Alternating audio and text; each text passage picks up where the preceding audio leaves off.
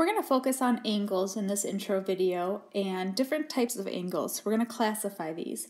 Now you guys probably know a lot of this information, but that's okay. That just means that you have been well prepared for your geometry class. So we have 4 different angles here, or types of angles. First one, what we want to notice and kind of compare it to a 90-degree angle. So here's our angle. You can see that it's smaller than 90 degrees.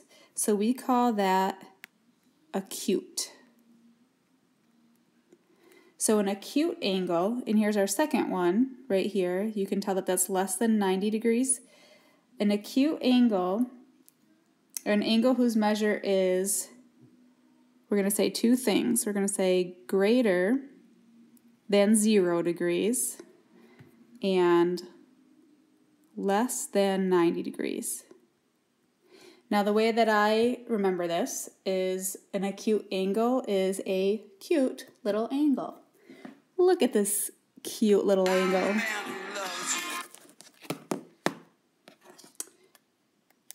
All right, well that was a little text that popped up. You just heard my text ringtone. Good Wilco song if you ever want to look it up, called I'm the Man Who Loves You. Anyway, moving on. So this next angle, if you know what a right angle is, it looks like a corner. So these 2 rays meet right there in the middle, and we give it that little box. This is a right angle. So right angle forms 90 degrees. So in this one below, just like that, an angle whose measure is exactly 90 degrees. It's not greater than 90, it's not less than 90, it is exactly 90. All right, our next angle, how does it compare to that 90 degrees? Well, you can see that this angle is bigger. So we call that an obtuse angle. We had our cute little angles over here, and obtuse angles. It kind of makes me think of the word obese. I don't know if that's a great comparison, but obtuse, obese means a little bit bigger, so it's bigger than 90 degrees. So an angle whose measure is greater than 90 and also less than 180 degrees.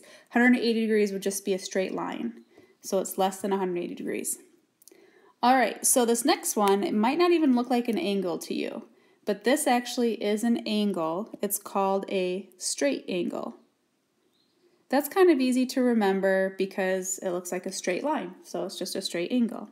And a straight angle is an angle whose measure is exactly 180 degrees. All right, so there's your classifications of angles. So moving on to right angles.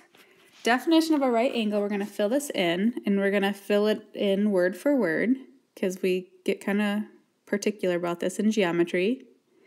If an angle is 90 degrees, then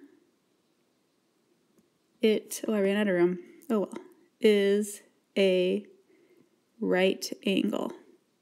You're probably saying, but I already know that, and I'm just going to say that's all right, write it down anyway. So if an angle is 90 degrees, then it is a right angle. That's a definition. All right, now we're going to talk about congruency, symbol used to denote congruency. So you guys know about the equal sign, right? Something is equal. Well, if we throw a little, one of these squigglies above it, that's a congruency symbol. So it's letting us know that 2 angles are congruent. So if you look at this example of congruent angles, we have angle A, which is 100 degrees. That's an obtuse angle. And angle B, which is also 100 degrees, those are congruent angles, which means they have the same angle measure. So how would we write that out? We would say angle A is congruent to angle B. That congruency symbol, we use that a lot in geometry. So that's kind of our friend there. All right, so let's fill in a definition. We're going to word for word be accurate with what we're saying. If 2 angles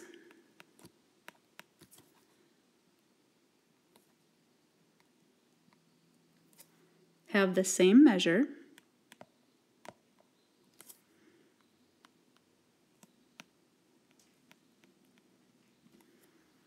they are congruent. And you can just use our little symbol as a shortcut. Well, that's really ugly. Can you even tell what that is? Probably not. They are congruent. That's not much better, but you know what I mean. All right, so you can have congruent segments also, just like the congruent angles above. So how would we denote that or label that? So segment, notice there's endpoints, no arrows on the end. So segment RS, and we do have to put the segment line above, is congruent to segment TV. And how do we know that they're congruent? Well, they're both 2.5 centimeters in length. You also remember the order that we write segments doesn't matter, so you could say SR is congruent to, oh geez, hopefully you guys are a little bit neater than me on the iPad, VT. So what if I forgot one of these little labels, one of these segment lines above? That would be incorrect because you want to make sure that we are labeling everything very accurately in geometry.